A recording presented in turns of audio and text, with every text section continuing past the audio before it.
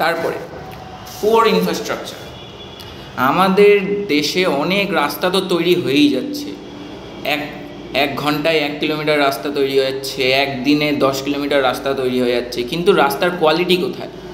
রাস্তায় গর্ত, public toilet যেগুলো তৈরি হচ্ছে সেগুলো তৈরি তো হয়ে যাচ্ছে, কিন্তু মেনটেন আর কেউ করছে না। তো সেগুলো মেনটেন করে রাখার দায়িত্বও তো দেখতে হবে। আমাদের সোসাইটি যদি পরিষ্কারই না থাকে তাহলে মানুষের মানসিকতা কি করে চেঞ্জ হবে যে আমিও পরিষ্কার থাকবো, আমার জায়গাটাকে পরিষ্কার রাখবো?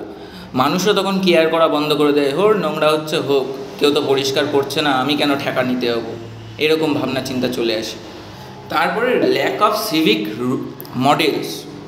সিভিক মডেলস বলতে হচ্ছে, আমি রোল মডেলের কথা বলছি। আমরা বহু বড় বড় সেলিব্রিটি, সুপারস্টার এদেরকে ফলো করি, কিন্তু এদের মধ্যে কি কেউ কোনো সময় এই সিভিক সেন্স বা রাস্তায় নেমে মেন প্রবলেম যেগুলো আমাদের কমিউনিটিকে ইউনাইট করবে সেগুলো কি করছে? একদমই না। উল্টে ওরা আরও ডিভাইড ক্রিয়েট করার চেষ্টা করছে।